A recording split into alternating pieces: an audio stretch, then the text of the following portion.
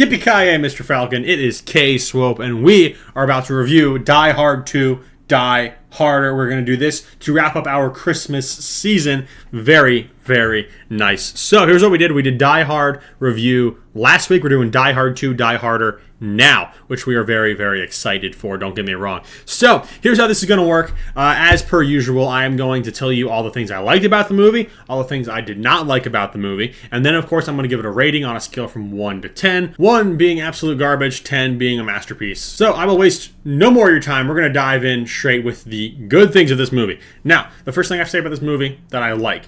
I really like the whole, it's not really it's kind of a side plot going on the plane, because what's going on, this movie takes place in an airport, and what's happening is John McClane's on the ground waiting for Holly. She's flying into DC, he's coming to pick her up, right? He flew down earlier. Now, what's happening is there's this whole hostage scenario going on. Bad guys take over all of the plane controls and things like that, and they're basically threatening to shut down the planes, but the planes are also running out of fuel, so, you know, this and that, a lot of crazy stuff happening there. But Holly then is on the plane. But who else is on the plane? Walter Peck from Ghostbusters, okay? He is on the plane. Now, if you didn't see the first Die Hard, he played this reporter who screws everything up for everybody. He's kind of the worst. So he's on there too, and there's some really good scenes. There's like a side plot going on with them on the plane, their interactions. I really liked that. I think that was probably, in my opinion, my favorite plot point of the movie. So, of course, I got to give credit where credit is due, and that is there. The other thing I want to say is the twist in Act 2. It was pretty good. Now, that twist has been done so many times before, where they bring in the backup. So, like in Paul Blart Mall Cop, it was the SWAT team. In Violent Night, they had more militarized private security guys come in. But then when it goes to be revealed that they are actually working for the bad guys. That was probably an original idea when this movie came out. So now it's kind of a worn out trope, but I can totally see that being a really good, exciting plot point back when this movie was released.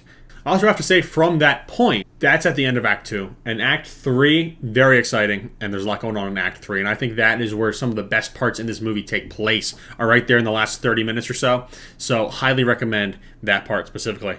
I also like to see, we have our characters back. We have, from the first Die Hard movie, the only characters that are in for any significant amount of time, of course, John McClane himself, and Holly, his wife.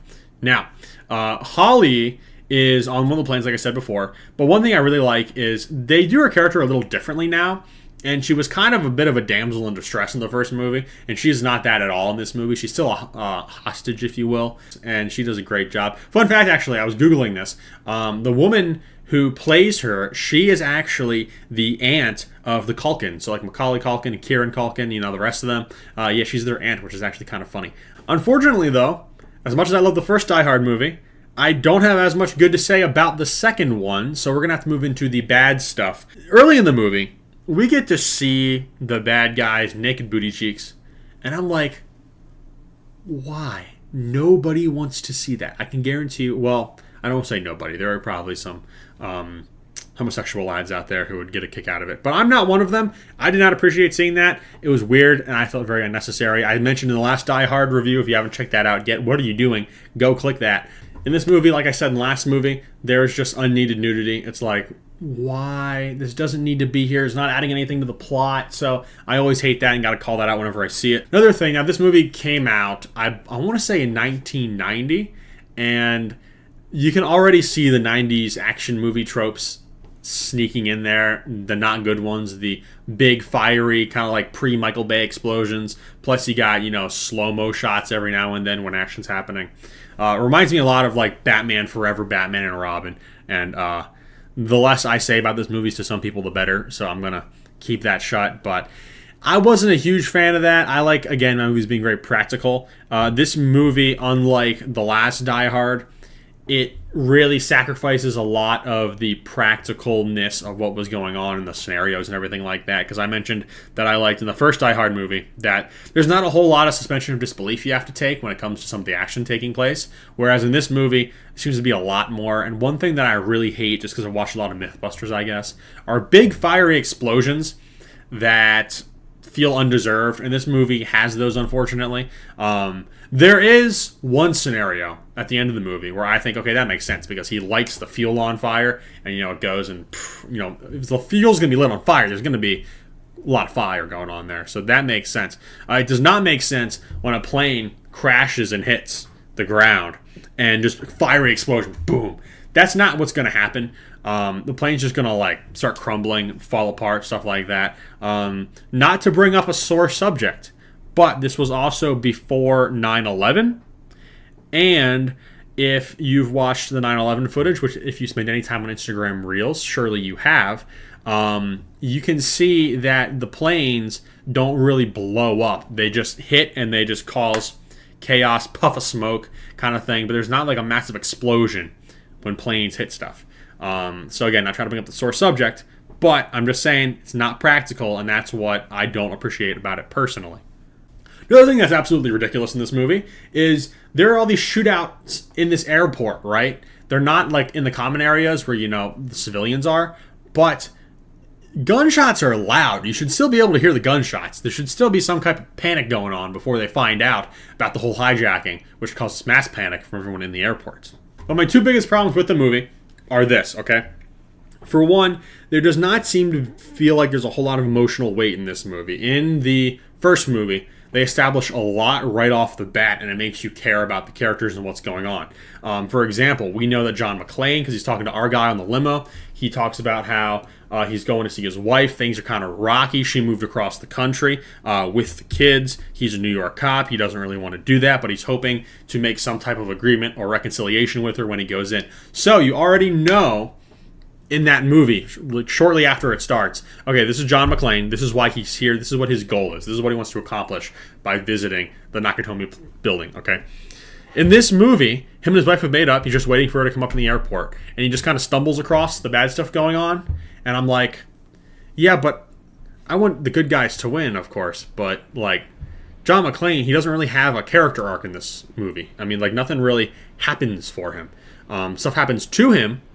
And he goes and stops some bad guys, but it's I don't really care as much, if that makes sense, where I had an emotional reason to care that I wanted him to accomplish his goal, which is to save and reconcile with his wife in the first movie. There was not that in this movie, and so I'm just kind of sitting there this isn't fulfilling anything for me emotionally. So that's a big problem, if you ask me, in this movie, which is definitely going to knock it down a few pegs. But this movie commits what I would debate to be, at least in my opinion, the most unforgivable sin of any movie. And that sin is boredom. And I know that sounds weird. This is an action movie. But I can think of 3 really big action sequences in this movie. And between those action sequences, it's just really boring. And that's the whole first and second act is just really boring. The third act, like I said, I enjoyed the third act. I thought it was really good. The big shootout that happens is really, really good at the end of Act 2. And then from that point forward, I'm very interested. I like what's going on. But everything before that, it feels kind of slow. It's not doing anything for me emotionally. I don't really care all that much. So yeah, it's not very good. That's the best I can say about it right now. It's not very good. It's very boring, very slow. And like I said, if the movie makes me bored, that really kills it. That knocks down a lot of pegs for me. So all that being said, Die Hard 2, Die Harder. It is obviously not as good as the first Die Hard. It is okay, I guess, but I really don't know. It felt like a slog getting through it. If I have to pull out my phone because I feel like I'm bored just to check something while I'm watching a movie, that's never a good sign, and I had to do that when I was rewatching this. So, unfortunately, I think I'm going to have to give Die Hard 2, Die Harder 3 French hens on my ranking for this movie. Unfortunately, don't have to do that. It is the Christmas season. But, yeah, it was just not the best. Now, if I do the rest of the Die Hard movies, I can say a lot of good things about almost the rest of them. But this one, not great if you ask me, unfortunately. Especially with such a great title. Die Hard 2, Die Harder, okay? Whoever made that title up, they need a raise if they did not have one. Because That was great. But unfortunately, that might even be the best part of the movie, that it is called Die Hard 2, Die Harder. But that's going to wrap things up for me. Thank you guys very much for watching. If you have not watched my review of the first Die Hard, definitely go check that out. Again, hit the card up above. If you liked this video, you want to see more like it, some more commentary, some more reviews, make sure to hit that subscribe button. If you like this video, please drop a like as well, or leave a comment if you have a different perspective on this movie. I know that when we get in the Die Hard franchise, things get kind of controversial because you got some people, everyone agrees the first one is great, but then you have some people who think the second one is the best sequel, some think the third one's the best sequel, things like that. And then, of course, there's two more after that, which are a little more controversial because the quality is heavily debated on those two. But, again, I'd love to hear what you think about Die Hard 2, Die Harder, and I will, of course, engage with you as much as I can in the comments. So, ladies and gentlemen, that's going to wrap things up for me. I'm K-Swope. Thank you very much for watching, and I will see you in the next one. I just need to die harder. Trademark Fox. Y'all caught up now?